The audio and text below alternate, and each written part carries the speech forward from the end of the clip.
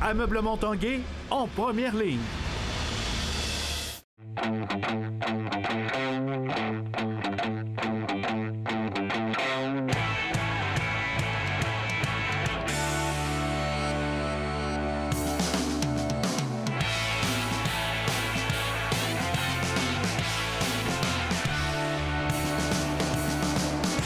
À tous, un bon jeudi. Bienvenue à l'Esprit sportif en reportage dans l'émission aujourd'hui.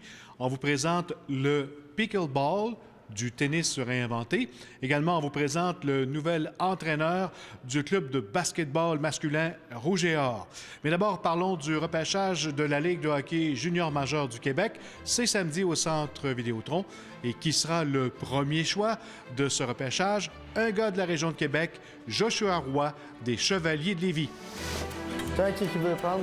Joshua Roy est déjà prêt à vivre loin de la maison familiale, lui qui demeurait cette saison avec son frère aîné Charles-Étienne, étudiant à l'Université Laval, ici, dans cet appartement de Lévis. J'ai comme fait un peu le chemin. Je savais c'est quoi que ça prenait, puis j'avais passé par là. Fait que s'il y avait des questions, j'étais là pour l'aider. Moi, dans la vie, c'est ce que je veux faire, un joueur de hockey. Fait que je suis prêt à mettre le sacrifice pour. Plus bel espoir du repêchage de samedi, son autre frère Jacob n'est pas surpris, car il a vu grandir son petit frère. Mais je pense que depuis qu'il est jeune, il fait tous les petits sacrifices comme ça, coucher tôt, bien manger, sauter les parties. C'est rendu que c'est comme devenu une routine pour lui, un mode de vie. Joueur vedette de la Ligue Midget AAA, Joshua Roy, qui n'aura que 16 ans le 6 août prochain, sent déjà que sa jeune vie d'adolescent a changé. Cette année, je pense qu'avec la saison que j'ai connue, je pense que il y en a une couple que je me promenais dans la rue des fois, il y avait des petits jeunes qui me reconnaissaient, puis là, ils venaient me parler. Fait que c'est sûr, c'est le fun. Je me dis que je fais de quoi de bien. Si samedi, Joshua Roy devient le premier Beauceron repêché au premier rang de l'encan de la LHJMQ, il deviendra également le premier joueur originaire de la grande région de Québec à recevoir pareille distinction depuis Steve Bernier en 2001. Et avant Steve Bernier, de Québec, il y avait eu Étienne Drapeau, Patrick Poulain, Yves Racine, Sylvain Côté. T'en connais-tu un? Non, Il n'en connaît pas un, mais en tire quand même une très grande fierté de faire partie de ce groupe select. Je pense que c'est jamais arrivé qu'un gars est sorti premier en Beauce. Fait que vraiment, autant pour eux que pour moi, c'est vraiment plaisant. Eux, ils vont pouvoir dire qu'il y a un gars de la Beauce qui a été repêché vraiment tôt. Puis moi, je vais dire que je vais pouvoir dire que je suis un gars de la Beauce, puis je suis fier de l'être. Ouais, la Beauce aura son roi samedi. Stéphane Turcot, TVA Sport, à Lévis. On parle maintenant de basketball. Un nouvel entraîneur a fait son entrée aujourd'hui dans la grande famille du Rouge et Or. Il prend la place de Jacques Paiement Jr., qui est à la barre du club de basketball Rouge et Or masculin depuis 10 ans. On vous présente Nathan Grant. On est extrêmement content d'accueillir Nathan. Je suis honoré d'être choisi comme le nouveau entraîneur-chef du Rouge et Or. C'est un rêve qui se réalise pour toi qui est dans le monde du basketball depuis de nombreuses années? Oui, exactement. Ça fait des années que moi, je travaille pour ça. Et je connais ça, l'environnement des entraîneurs ici à Canada. Il n'y a pas beaucoup d'opportunités pour faire exactement ça. Alors pour moi, d'arriver ici maintenant à 35 ans, c'est quelque chose. Même quand j'étais avec à Concordia, je disais à les autres entraîneurs que j'aimerais un jour être l'entraîneur-chef du Rouge et Or. Tu connais un petit peu l'équipe, les difficultés qu'ils ont depuis 10 ans. Est-ce que ça te fait pas peur, ça, de relever l'équipe? Non, pas du tout. Moi, je connais c'est quoi l'environnement de basket et je suis préparé à faire des choses différemment. J'ai appris beaucoup de choses les dernières années comme entraîneur de moi-même, de la scène de basket au Canada, qu'est-ce qu'il prend pour arriver justement là. Et je suis prêt à arriver ici. Les gars sont prêts à travailler. Et ça va pas être facile. Rien qui est bon dans la vie est facile, mais on va arriver. Ta première impression sur l'arrivée de Nathan? Je suis excité. On a parlé à Nathan un peu avant la conférence de presse. Puis, il a l'air vraiment énergique. J'ai aimé son plan pour la prochaine année. J'ai vraiment hâte de travailler avec lui. J'ai beaucoup entendu parler de lui, puis c'était quand même des bons commentaires. Il a coaché plusieurs de mes amis. C'est sûr, j'ai fait mes démarches par moi-même, savoir comment il était avec tous les candidats et tout. Puis j'ai quand même eu des bons commentaires, puis c'est ça qui m'a quand même motiver puis donner un autre livre d'engagement de plus au sein du Rouge.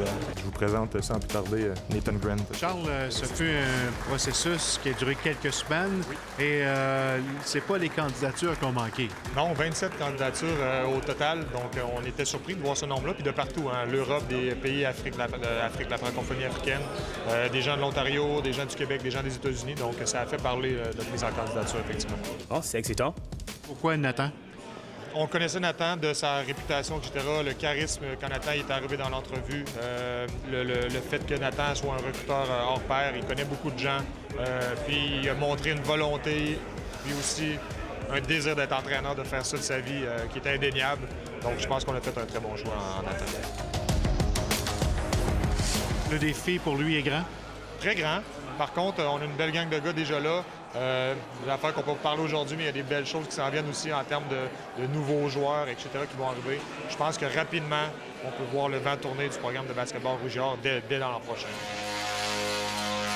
On ne peut pas avoir le coach du Rouge-Or basketball sans parler de la finale de la NBA et des Raptors.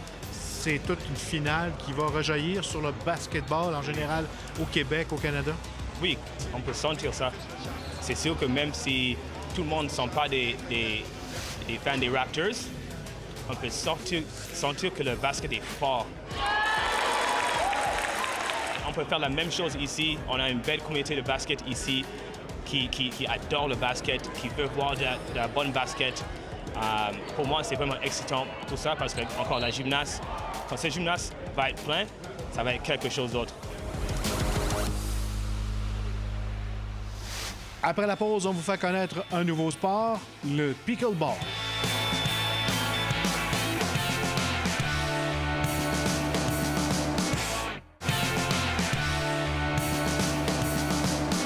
Parlons maintenant de pickleball. C'est un nouveau sport méconnu au Québec, mais qui prend de plus en plus de place. Ça a été inventé dans les années 60 aux États-Unis. On dit que c'est un sport simple à pratiquer et où les joueurs ont beaucoup de plaisir, comme nous le mentionne Jonathan Fournier.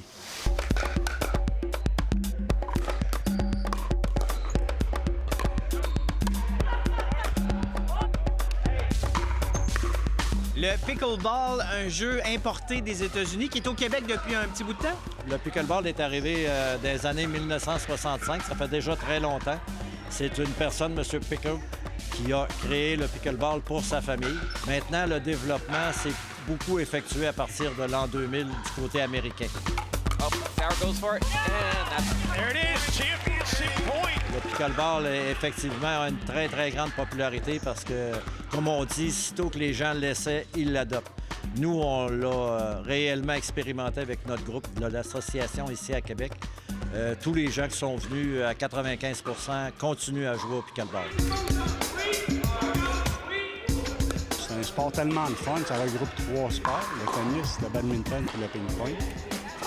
Puis le tennis pour la hauteur du filet, le badminton pour les dimensions du terrain, le ping-pong parce qu'on peut mettre beaucoup d'effets à la balle. On utilise une raquette qui est l'équivalent d'une raquette de ping-pong, une raquette pleine avec une balle style hockey cossom. Le sport nous permet de faire un service sous la ceinture et non pas par-dessus l'épaule comme au tennis. C'est un des gros avantages. C'est moins difficile au point de vue des articulations. C'est un sport qui est actif, qui nous garde alertes, qui développe nos réflexes et principalement, puis qui fait bouger. Ça sort de la maison et on est social aussi avec ça. Moi, je joue au tennis, fait que, tu sais, les habiletés, quand on a déjà un sport de raquette, ça aide, mais les gens apprennent ça quand même assez rapidement. Les femmes, là, ils aiment ça au bout, puis ça revient de semaine en semaine. J'étais un joueur de tennis auparavant, mais craignant de me briser un genou ou quoi que ce soit, ce sport est très exigeant, mais moins que le tennis, parce qu'il y a moins de place à couvrir. Donc, c'est ce qui m'a amené, puis je suis tombé en amour avec le jeu. Au début, le jeu était associé aux gens qui étaient à la retraite.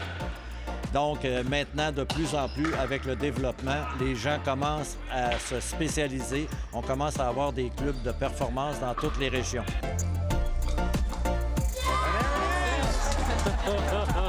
On peut remarquer que du côté américain, déjà, c'est comme un sport pratiquement national pour eux.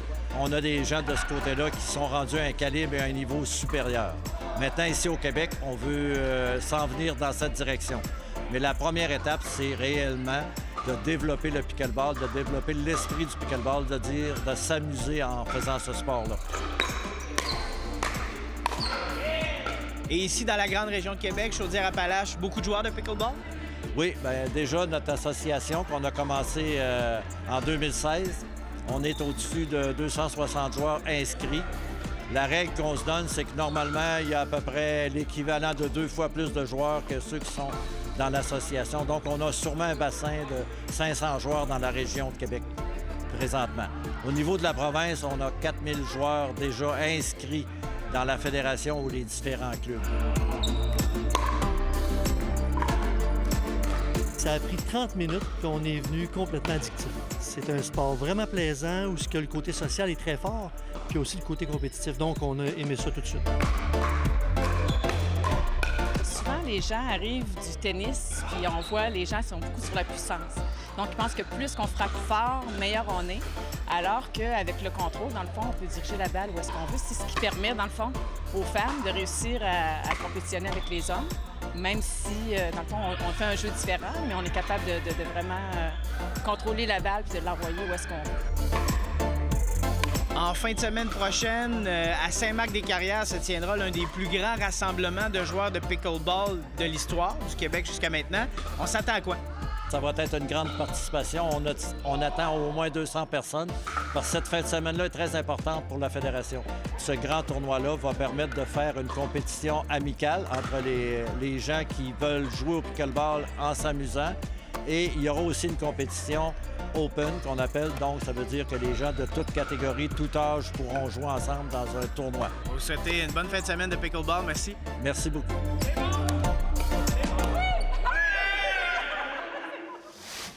Voilà qui complète l'esprit sportif pour aujourd'hui. Soyez au rendez-vous demain, même heure. Bye tout le monde.